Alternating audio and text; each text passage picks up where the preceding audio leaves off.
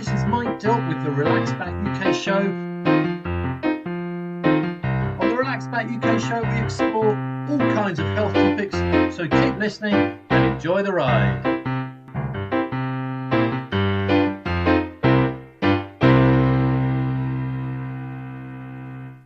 Hi, and thank you for joining me, Mike Dilke, with the Relaxback UK show this week. We've spoken about diabetes before on the show, but this is something that I really haven't come across before. And then other studies showed that if you had a low testosterone, you were 3 to 4 times more likely to develop diabetes. Professor Geoffrey Hackett explains the link between testosterone levels and diabetes. Then, what is this about? And it's a condition that lots of people are really suffering with, but there's not that much treatment out there for them. So it's really important for them to get access to good treatment. Dr. Meyer and Ed Kirk are both sleep experts. So if you're one of the many who suffers sleep issues, some help for you. So please do stay tuned for a great show. Thank you.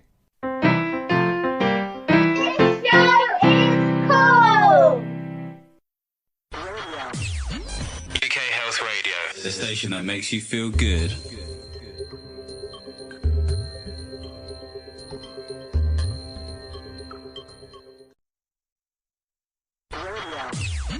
UK Health Radio. The station that makes you feel good.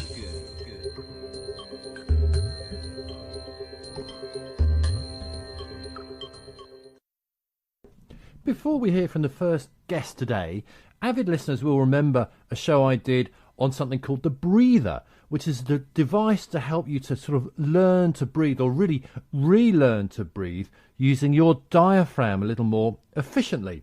And I have been using it to try and get rid of a sort of a nervous breathing issue that I sometimes get. I feel the need to yawn, but it feels like I can't get enough air into the system. And this has been with me for a number of years, not all the time, but it just sort of creeps up on me. So I used the breather. I used it for a month, and then I used it a little bit now and again after that. And I have to say that the issue has got a lot better. There probably are many variables involved in why I get trouble with this occasionally, but I have to say, by using the breather, it did seem to allay the issues. And when I did the program on it, I said I would get back on the subject and provide some feedback. So there we are. That is it. It's the breather by Luft for Life, if people are interested. Now, my first guest today is Professor Geoffrey Hackett. He's a consultant in urology and sexual medicine at the TED Clinic.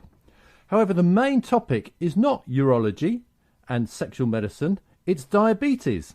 So why are we talking about diabetes and not urology and sexual medicine? That was my first question to him.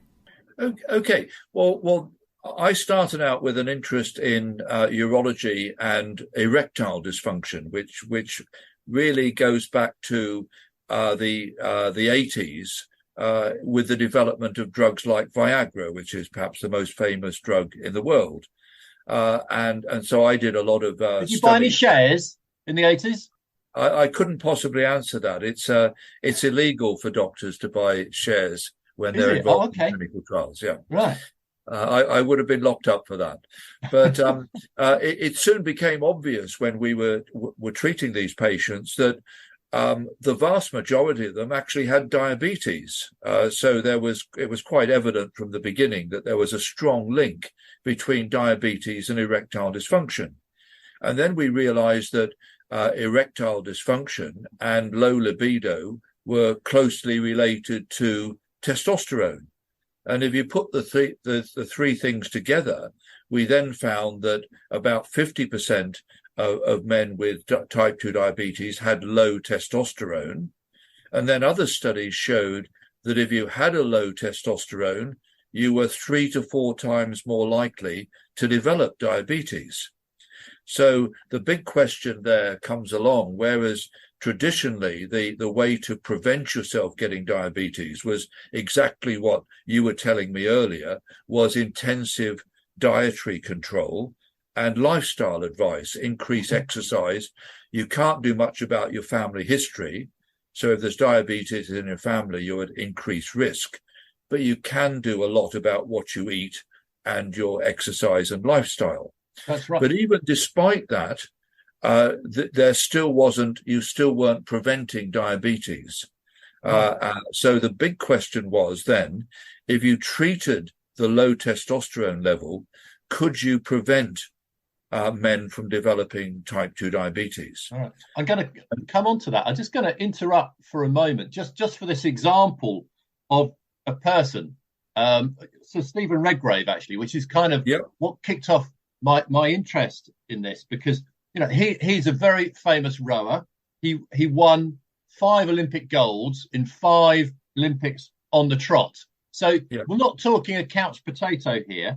And between the 4th and 5th Olympic gold medals, when he was 37, and possibly one of the fittest and strongest 37-year-olds on the planet, he was diagnosed with diabetes. So he was, on the face of it, doing everything right. He'd be the last person you'd expect to get this. However, from what you're saying, there's other things at play here. Yeah, he did have a family history of diabetes, which is, of course, what I said earlier, is that's the one thing you can't do anything about. You can't change your parents or your grandparents. You're stuck with them. There is some good evidence that intensive exercise can suppress testosterone levels. For example, we know that with female athletes, they can suppress their pituitary hormones so that their periods stop. This is quite common amongst performance female athletes. So by the same mechanism, if you are a male athlete and you exercise intensively, you can suppress your pituitary function, which will drop your testosterone level. And as I've told you earlier, if you have a low testosterone, you are 3 to 4 times more likely to develop diabetes. Right. Okay. So this is a possible mechanism that could have come into play in Steve's case. What I can't do is I can't put the clock back and do blood tests from the 90s to see what his testosterone levels were at that time. I've only met and treated Steve over the last few months. Right. So okay. I can only judge by what I find now. But that's a possible mechanism that could have come into play in Steve's case. Sure, I get it. Now, I specialize in the unfair, impossible, and sometimes slightly stupid questions. So this next one might actually be all of those. If you have low testosterone, or an individual has low testosterone, does that make you more likely to get diabetes directly? Or if you have low testosterone, are you likely to be, I don't know, a bit fatter, and that will lead you to get diabetes? What's the connection? The answer is that we get around that by saying that it's bi-directional. In other words, if you have low testosterone, you're more likely to get diabetes. And if you have diabetes, you're more likely to get low testosterone. So they're both true. It's a chicken and egg situation, if you want. Right. Okay. So it's rather an impossible question. If you have raised cholesterol, you're more likely to get high blood pressure. And if you have high blood pressure, you're more likely to get low cholesterol. It's very similar. Yeah. All right. So if you are in this situation, so if a patient comes to you and has low testosterone and you do a little more digging, do some more tests, and actually either you've got diabetes or you're in danger of getting diabetes, can you do something about it? If you sort out the testosterone problem, can you inject extra testosterone? Will the diabetes then problem be abated?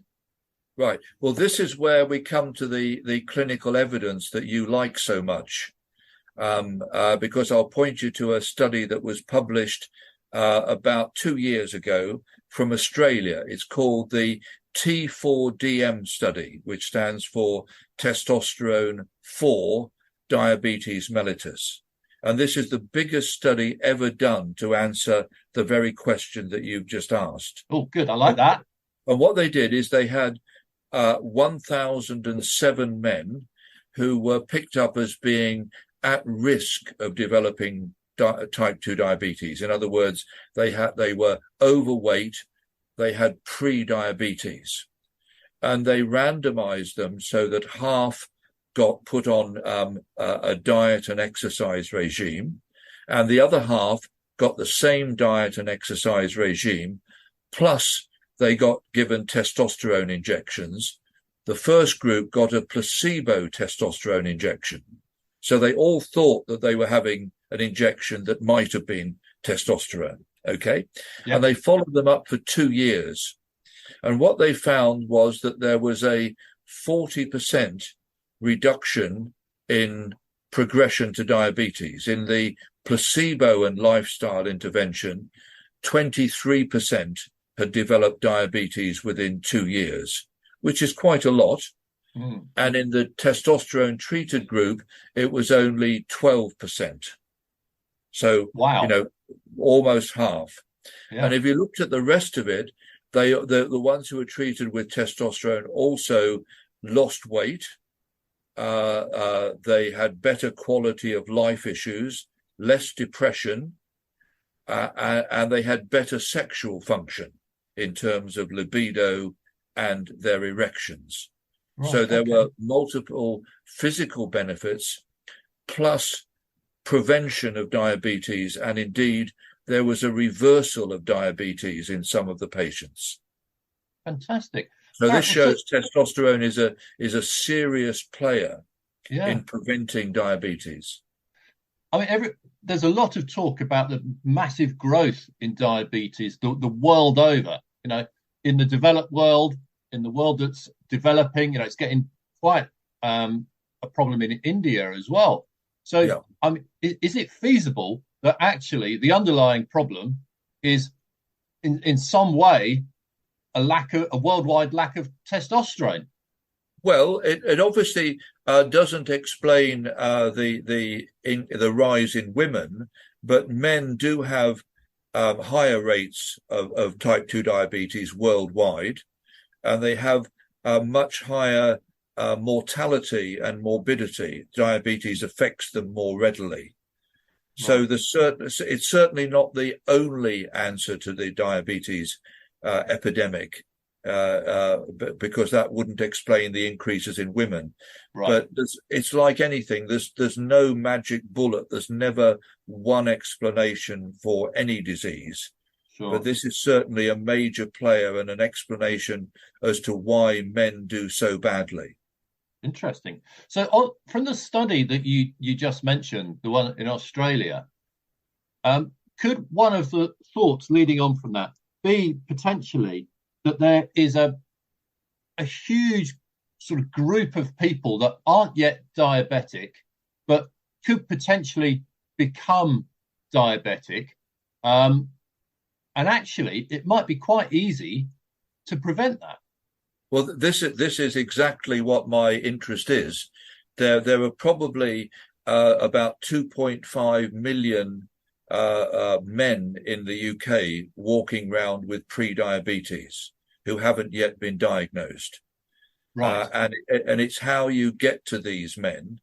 And that's where we're failing with the NHS, because there's just too much work for doctors with the conditions that we know that people have got. And this is why we need initiatives like TED's Health, where people can go online and they can get themselves a blood test themselves and get checked. And they can even get a consultation with an expert physician to be able to go through their tests and assess their relative risks. Okay. And I've been, for the last 20 years, I also conducted my own study, and I know you like evidence because you told me earlier. So this is a study called the BLAST study, BLAST, which stands for Birmingham, Lichfield, Atherstone, Sutton, and Tamworth, which were the towns and cities involved in the study. And this was nearly 1,000 men. And these were men who had type 2 diabetes. And what we did is we treated them with testosterone, and we showed benefits in terms of weight reduction, increase in physical strength, improvement of depression, improvement of diabetes parameters, improvement of sexual function.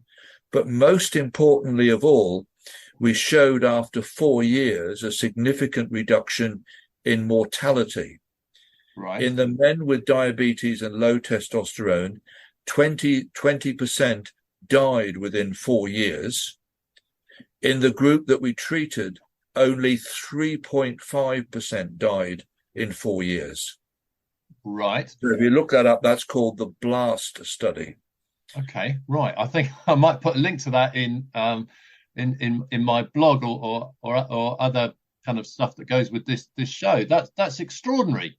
Yes. All right. So what generally 20% of those people were dead at the end of 4 years, did you say? Correct. Yeah. Which shows that having low testosterone, if you've got diabetes, is not good news. Not good news. And what did they die of? They died of cardiac events, heart attacks, strokes, heart failure. Which generally isn't something you link with diabetes. Oh, yes. The major cause of death in diabetes is cardiovascular disease. Is it? All right. They also developed chronic kidney disease. The kidneys fail in diabetes. And there are studies that show now that if you treat low testosterone, you can actually delay the progression to end-stage diabetes, to end-stage kidney disease. Right. So, for example, that often means going on to dialysis. Yeah. And there's a big study done in the States which showed that you can delay by over 12 months the time to requiring dialysis in end-stage kidney disease. Okay. So these are life-changing things. Yeah. I mean, so it looks like testosterone can be very useful for people that have diabetes. Now, you mentioned this massive number of people in the UK and even more massive number of people in the whole world, 2.5 million in the UK, who are potentially walking around with pre-diabetes and not knowing it. So to try and get at those people, potentially some of the cause of that could well be a problem with testosterone, a lack of testosterone. What sort of symptoms should these kind of people potentially be alerted to? You did mention some of them, but are there others? There's potential sexual dysfunction, but anything else? I know you like your studies because you told me at the beginning. So I've got another one for you here, which is the EMAS study, which stands for European Male Aging Study. Right. And this is a study of thousands of men from 7 European countries who were screened for testosterone levels about a decade ago and have been followed up for this period of time. And what that tells us is that the best predictive symptoms of having a low testosterone are primarily loss of morning erections is the best predictor of a man having a low testosterone, because the reason for that is that when you go to sleep, the body goes on to automatic pilot. Whereas if you have erectile dysfunction, that could be complicated by all sorts of things: stress, anxiety, your relationship not going very well, too much to drink, etc., etc.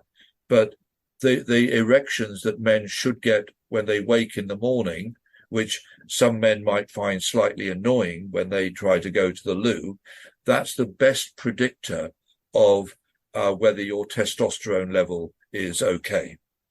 Okay. The next best one is loss of libido, because if you haven't got any desire for sex, there's no point in going to get yourself some Viagra to do something that you're not interested in doing. I often give an analogy that there's no point in buying your husband a set of golf clubs if he's not interested in golf. He won't go and play golf just because he's got a nice new set of golf clubs.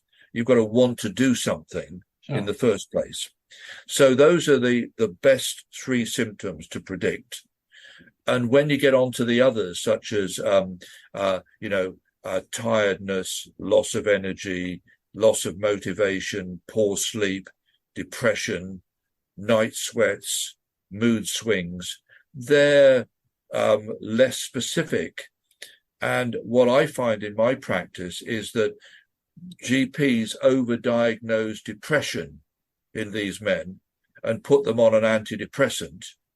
Right. Whereas if the man had gone and mentioned his sexual problems at the start, the GP would have been alerted to check his testosterone level, because GPs know that testosterone's got something to do with sex and libido.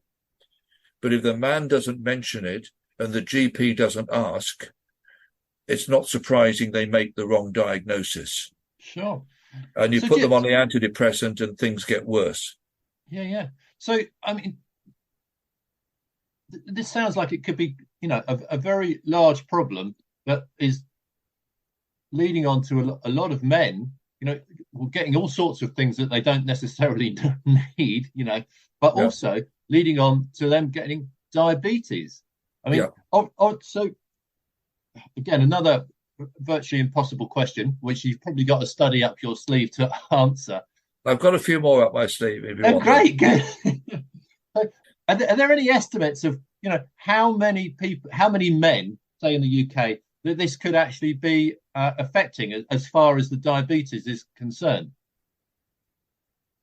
I think what we know about is that that pre-diabetes group is probably the best one to focus on. Yeah, because that's enough. I think the answer is you can reverse some of the diabetes, because interestingly enough, the problem we face in this country is that you can't make statements about things unless it's a licensed indication. Doctors get into trouble unless something's got a license. But interestingly enough, if you look at the labeling of testosterone products, it says on them that it may require a reduction in diabetes medication, which is as good as saying that it's improving diabetes, because it's hardly a side effect if you can stop your diabetes tablets. That shows you that the treatment is improving your diabetes. Sure. But it's actually listed on the product as a side effect, which is slightly bizarre. Yes. But from my own experience, having been, 25 years running clinics where I'm treating these types of patients, I can honestly say that I've never treated a condition that's given me more satisfaction than picking up low testosterone in men with type 2 diabetes. Right. Because not only do you reverse these symptoms and possibly prevent diabetes, but you actually get the partners of these men coming up, and I get stopped in the street and embraced by women, which is something I don't object to. It's good work if you can get it, yeah. Yeah, and they come up to me and they say, "Thank you for giving me back the man I married." Now, if I'd have controlled this chap's blood pressure or cholesterol, they wouldn't have come up to me and said, "I'm feeling so much better since you treated my husband's cholesterol." No. But you're effectively treating two people if you change the man from being a miserable couch potato who just comes home, falls asleep and snores in the chair, to somebody who wants to go out on nice country walks and sniff the flowers. That's a game changer for any relationship. And once the diagnosis has been made, how quick can this turnaround potentially happen? Well, it depends on how low the person's testosterone level is. And so what I always like to do, and my wife backs me up with this, I always like to under-promise and over-deliver. So I always tell patients that to expect that it might take 3 to 6 months. But what you find is that some symptoms improve much earlier. So, for example, the libido improves quite quickly, but the actual erections can take a little bit longer. So I give all my patients a daily tadalafil tablet, which, as you probably know, is the daily long-acting one that will improve erections and morning erections, not just the Saturday night special, which has been sold to the public. That brings back the morning erections, bring back sexual spontaneity, and combined with the testosterone, that's the most immediate improvement that couples will make. Obviously, things like losing weight, losing belly fat, putting on a little bit more muscular bulk and becoming fitter and stronger will take perhaps 6 months. And that needs to be given as well as the advice we talked about on lifestyle, because the two things go hand in hand. But if you've got a low testosterone and you've got no motivation to get out of your chair and go to the gym, you don't even get started. And that's what is happening to so many men. Right. Okay. So now, if people are listening to this and thinking, oh, I might come into that bracket. Earlier in our chat, you mentioned the test. So what is the test, and is it something you can do at home, or do you have to go to the hospital? Tell us about that. Well, I should always encourage people to go to their GP, because that's always the best starting point. And the way to get the best response from your GP is to actually mention if you've got those sexual problems, because that will cause an electric light to go on in his brain, and he's likely to check your testosterone level. If you're too shy and bashful and you don't mention that, he might make the wrong diagnosis and think you're depressed. So you've got to tell him the full story to get the right diagnosis. Otherwise, and let's face it, we're going through a difficult time for general practice at the moment. People have been struggling, particularly during the pandemic and since, to see a GP. That if you go on the TEDS Health website, then you can get a blood test done for £50, or for £99 you can get the full blood test plus a 30-minute consultation with a specialist, who might even be myself if you're unlucky enough to get me on the day, who'll take your history and give you an interpretation of all your results from your story and from all the blood tests. Okay. So is the blood test, do you kind of get sent a package in the post and you do it at home?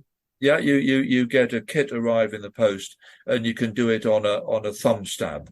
So if you're squeamish, your partner can just jab your thumb and you squeeze the blood out, and it suck it up into a tube, package it off, and you get your results back 48 hours later.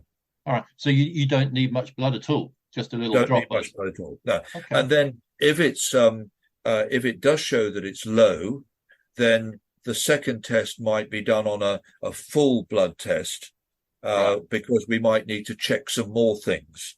Yeah. So this first one is a screener.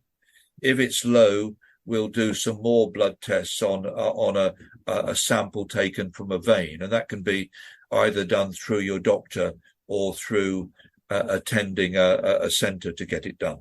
Okay, very good. Right, so if people are listening to this, two things really: want to find out more, maybe want to get the blood test done, or if they're really interested, you mentioned a whole load of published papers. I don't know if there's a summary of those on a website as well. Essentially, where can people get more info? Well, so a lot of those are on the TEDS Health website. I've been busy for the last 12 months or so, making sure that the factual information is all there. And I've probably swamped them with clinical papers, but myself and my colleagues have actually gone through it all to make sure that it translates into layman's language that they can all understand. All right, so that sounds like a very good place to look. Yep, absolutely. I would warn them against going to some other sites, because there are some sites which might be looking to sell them something that's unlicensed and commercial. Right. With us, we're following guidelines and we always insist on the 2 tests. There'll be some questionnaires that are designed to pick up whether you've got the symptoms of testosterone deficiency, whether you've got erectile dysfunction, and we even throw in whether or not you've got early prostate problems, because men of a certain age, certainly when you get into the 50s, the treatment that we give can also improve the prostate symptoms and stop men having to come under the surgeon's knife as they get older, which when you get to my age is much more of a worry. Yeah. All right. Well, this might be the topic for another chat, possibly, Jeffrey.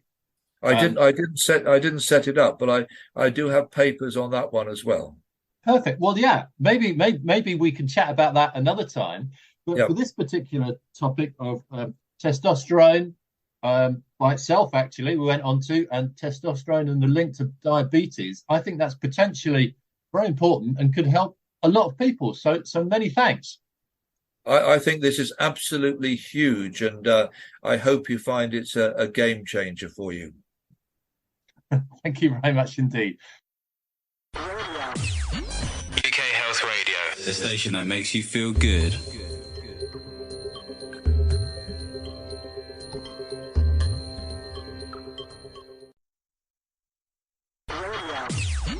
UK Health Radio, the station that makes you feel good.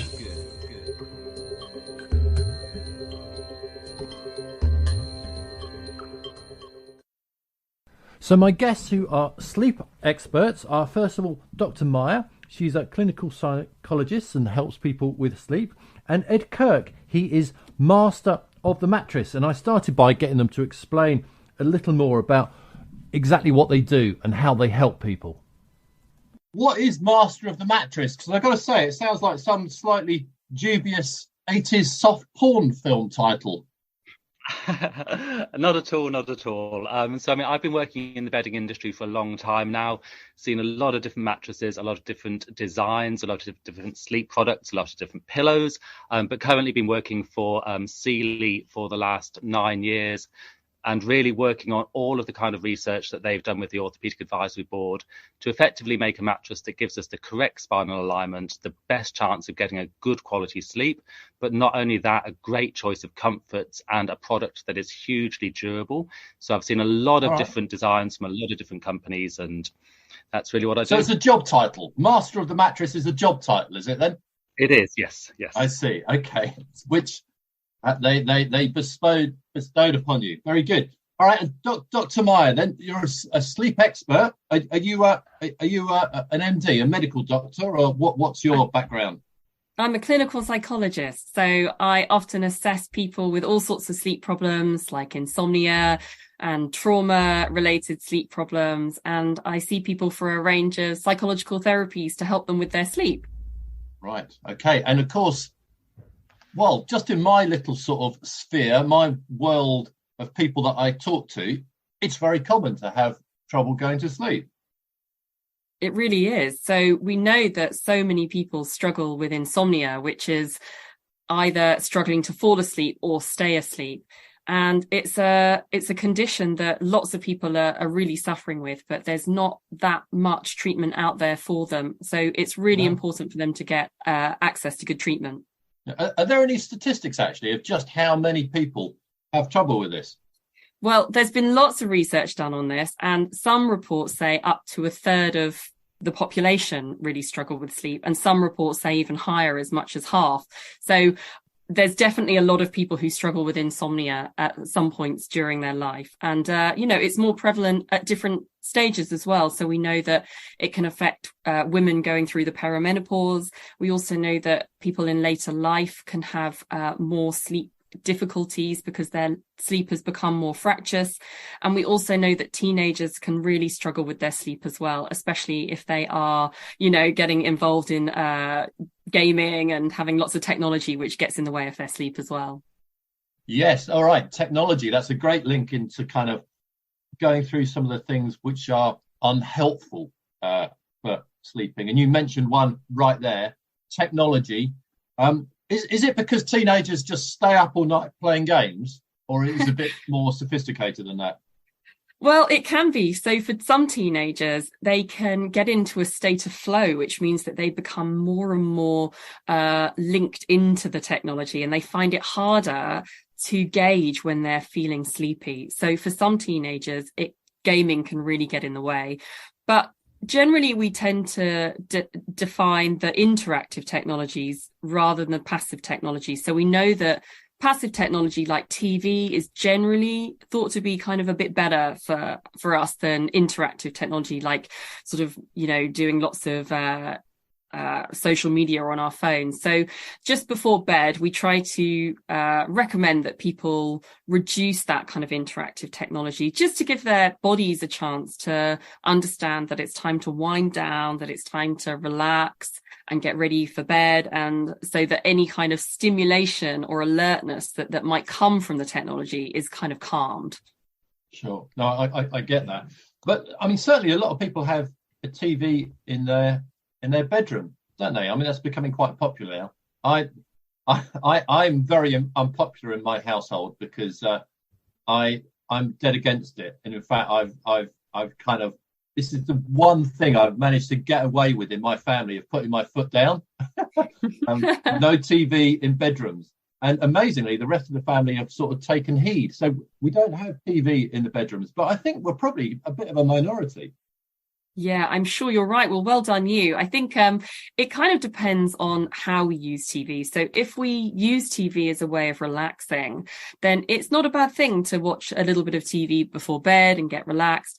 But if you're finding that it's delaying your bedtime, so that actually it's putting back the time that you would normally go to bed because you're watching another episode and another episode, or maybe you're watching something that's really engaging and actually your brain is starting to be stimulated whilst you're watching it, like a kind of whodunit murder mystery. Yeah. And, that can get you kind of much more engaged before bed. And really, we're wanting the exact opposite to happen in order to fall asleep, because our bodies need to understand that we're safe, that there's no threat around for us. And, in terms of evolution, that would have been so important that actually our bodies were telling us that this is a safe place to go to bed, that we're not going to be eaten by a lion or a tiger. So we need to make sure that we can help our bodies to realize that. Yeah, certainly I do watch TV. I don't want to give the impression that I'm anti-TV or we live in some kind of Victorian household. That's not the case at all. What about something similar to TV, but just radio? So it's just like an audio stimulation and not a visual stimulation. Yeah. So some people can find that that's actually less stimulating, like you say. And, I think that listening to music or listening to a podcast can be a really good way of relaxing. I think it really does depend on how your brain is engaged in that process. So are you finding that your heart rate is fast, that your thoughts are racing, that your muscles are kind of tense, or are you feeling that actually your body is starting to find this a really relaxing process? Right. So if you are listening to this now as a podcast and you're trying to get off to sleep, maybe it is the thing to do. Because actually, I have noticed quite a few podcasts are aimed at people trying to get to sleep. Absolutely. I'd say the one thing that we tend to recommend for things like listening to podcasts or music or even reading a book is that you turn it off before you try and go to sleep, just because it's a really good lesson. You want your body to be able to fall asleep itself. You don't want it to rely on these other aids to fall asleep, because then it might wake up in the night and say, oh, actually, where's my podcast, or where's my book that I was reading that helped me to go to sleep? So always try and turn it off or put the book down before you fall asleep, before you go to bed. Right. Sure. What about some other things that are unhelpful? I suppose the classic one is coffee. That's right. So we know that caffeine has a half-life of about 6 hours. So it lasts in your system a really long time. It means that if you have a cup of coffee at 12 midday, you'd still have an eighth of it in your system at midnight. So we know that caffeine lasts such a long time. So generally we tend to say no caffeine after lunchtime. But, you can switch to decaf drinks, and that's absolutely fine. Other things that tend to impact on our sleep, things like alcohol. So if we can reduce our alcohol intake, that's definitely best, because we know that it impacts on the quality of our sleep. So our sleep is much more fractious. We end up waking up more and we feel less refreshed in the morning, and it also suppresses our REM sleep, our dreaming sleep. So if you can cut back on alcohol or just move it earlier in the evening, that tends to help as well.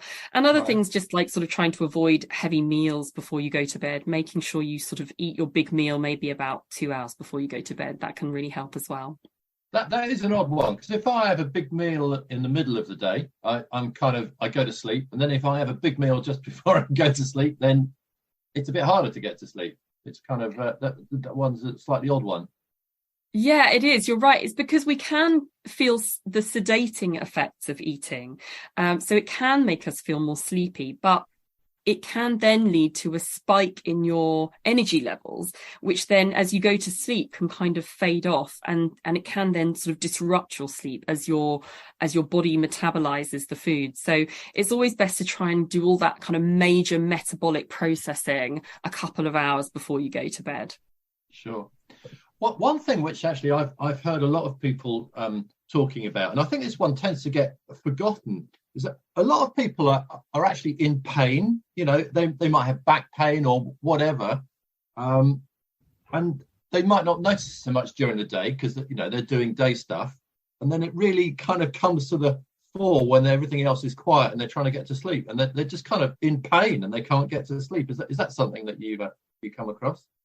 Yeah, absolutely. And I think this is partly down to distraction, or rather the lack of distraction. So during the day, you've got so many different things that can kind of help you to take your mind off the pain. And of course, when you go to bed, all those distractions go away. It's dark, it's quiet, you're on your own, and your mind can then focus on the pain. And of course, pain is partly to do with how we attend to it, how we focus on it, how we engage with it. So I think that can be a real issue for people. And I think that all sorts of approaches can be helpful for pain. So something like mindfulness can be a really good way of trying to change the way you're paying attention to pain, as that can have a really big impact on your experience of the pain.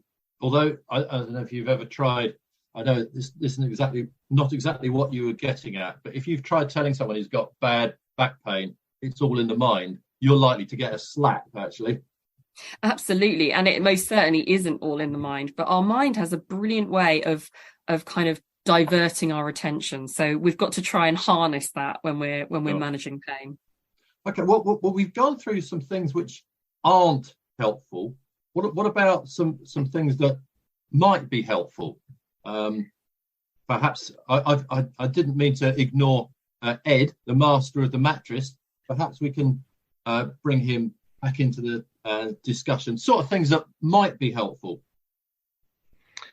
Absolutely. So there's a few things that you can really do to prepare for getting ready for bed. A lot of what Dr. Meyer has already said is really, really helpful information, but also making sure that the temperature of the room is slightly before you go to bed. As we sleep, our body temperature naturally drops, so it's a really helpful way of helping to get to sleep. But also it is really important what mattress you sleep on. Really, the best kind of posture for the body is just when you're stood nice and relaxed. There's no tension in the front, no tension in the lower back. So everything that we want to achieve when we're actually going to sleep is recreating that natural, relaxed standing posture. So having a good quality mattress that gives you the support where you need it, but also stays that way for year after year, so you're getting a continuous good quality of sleep, really, really helps you to get consistency in your sleeping patterns. Okay. Are there any sorts of mattresses that tend to last longer than others? I would definitely always say when looking for a mattress, go for something that's based on research. At Sealy, we do a lot of work with the Orthopedic Advisory Board in terms of working out what the correct spinal alignment is, and then creating a product that really kind of recreates that when you're horizontal. But above all, durability is really, really important. A mattress that gives you quality sleep night after night really helps the body adjust to getting that good sleeping pattern, and can really help you with any sleep problems that you do have. Okay, so when I was saying what sort of mattress, you know, that might last longer, could that be, you know, a spring one or a memory foam one, that kind of thing? Absolutely. I mean, you can get all sorts of different sorts of mattresses, but the durability testing that different manufacturers do does vary. So I would always pay attention to the actual guarantee that comes with it. Make sure that it's a full guarantee rather than a warranty that can decrease over time, and pay attention to the length of that guarantee, because it is important. That's an indication from that manufacturer as to how long that mattress is going to last for, and an indication of the quality that's gone in. Okay, but actually, Ed, our line with you isn't terribly good. So perhaps I'll throw this question to both of you. You know, there are other things that can be helpful, I would imagine, and that is making sure it's dark. I mean, that's a pretty basic one. Absolutely. So making sure you've got some blackout blinds or some really dark curtains can really help, especially as the weather's getting lighter and lighter. Our circadian rhythm, which is kind of like our body clock that helps us to understand when it's time to sleep and when it's time to be awake, is really regulated by daylight. So that's a really, really key one. But other things like, making sure we exercise. So exercise, I know it's sort of one of those ones that we sort of think, oh, yes, we know we should be doing it, but it actually has such a big impact on how well we sleep.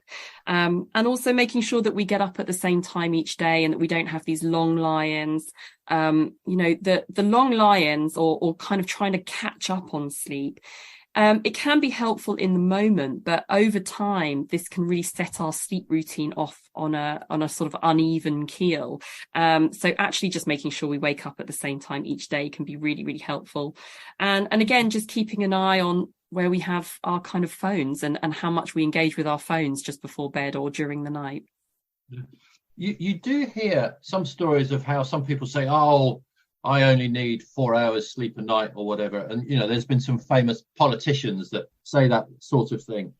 And sometimes I feel a bit jealous of them. But sometimes I think, do you know what? I don't believe them. Are there really some people that can just get away with 4 hours sleep a night?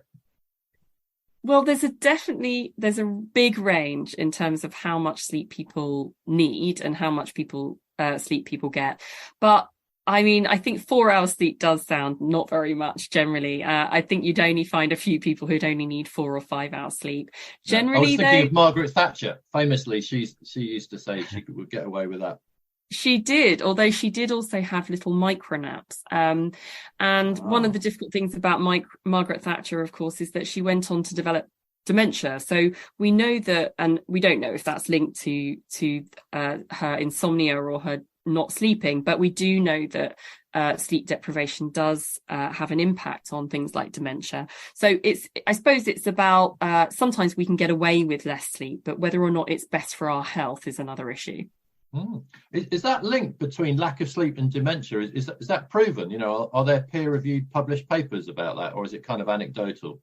No, that's right. There's now really clear links between sleep deprivation and all sorts of physical health problems. So dementia is one, obesity is another, cardiovascular disease, and some forms of cancer as well. And of course, I suppose the one that's most talked about is mental health. So we know that sleep deprivation is really linked to anxiety and depression in particular, and all of the other mental health problems as well. So we know that when we're sleep deprived, we're much more likely to be anxious. And when we're anxious, we're much more likely to be sleep deprived. So there's a kind of bi-directional relationship, annoyingly.